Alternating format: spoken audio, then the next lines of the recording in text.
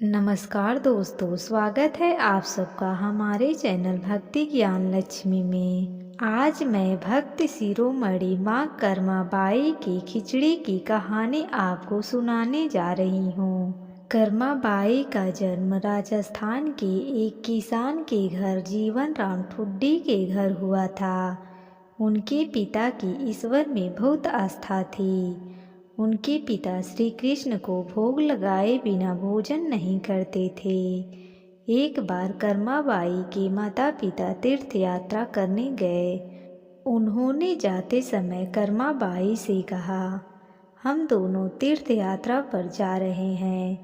अब भगवान की भोग लगाने की जिम्मेदारी तुम्हारी है। तुम सुबह भगवान को भोग लगाना, उसके बाद ही भोजन करना। कर्मा ने यह जिम्मेदारी खुशी खुशी स्वीकार कर ली। माता पिता के जाने के बाद अगले दिन कर्मा सुबह स्नान आदि करके बाजरे की खिचड़ी बनाई। उसमें खूब घी डाला और पूजा करके भोग लगाने के लिए भगवान की मूर्ति के पास आ गई। थाली सामने रखकर हाथ जोड़कर बोली, हे प्रभु, भूख लगे तो भोग लगा लेना, तब तक मैं घर की बाकी काम निपटा लेती हूँ। उसके बाद वह काम करने लग गई और बीच बीच में थाली देखने आ जाती। उसने देखा कि भगवान ने तो खिचड़ा खाया ही नहीं। जब भगवान ने भोग नहीं लगाया तो उसको चिंता होने लगी कि कहीं खिचड़ी में घी और गुड़ कम तो नहीं रह गया। कर्मा ने उसमें घी और गुड़ मिलाया और वहीं बैठ गई, लेकिन भगवान ने फिर भी खाया नहीं। तब कर्मा ने कहा, हे प्रभु, आप भोग लगा लीजिए। माँ बापू आपको जमाने की जिम्मेदारी मुझे देकर गए हैं, इसलिए आपको भोग लगाने के बाद ही मैं खाना खाऊंगी। लेकिन भगवान नहीं आए। कर्मा बोली, कितनी देर कर दी प्रभु, खुद भी भूखे बैठे हो और मुझे भी भूखा बैठा रखे हो। कर्मा की खिचड़ी अब ठंडी हो गई थी। वो बोली, माँ बापू कई दिनों बाद आएंगे, इसलिए आपको मेरे हाथ का खिचड़ा ही खाना पड़ेगा।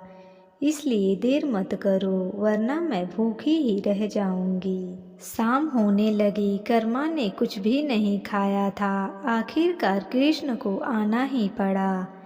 कर्मा को एक आवाज़ सुनाई दी, कर्मा, तुमने तो पर्दा लगाया ही नहीं, ऐसे में मैं भोग कैसे लगाऊंगा।